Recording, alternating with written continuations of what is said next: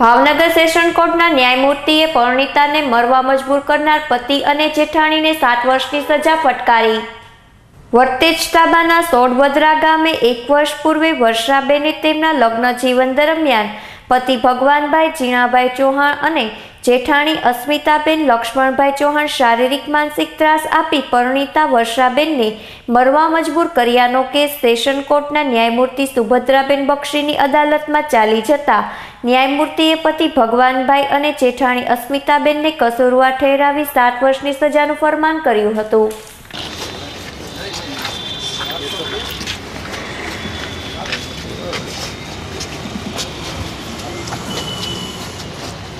ये लो પછી બાબા નાખી દીધો વાંધો નહીં ભલે પેલો બાબો કેડો જો થોડી વાર વાંધો ના કરી જાવ બસ ના બે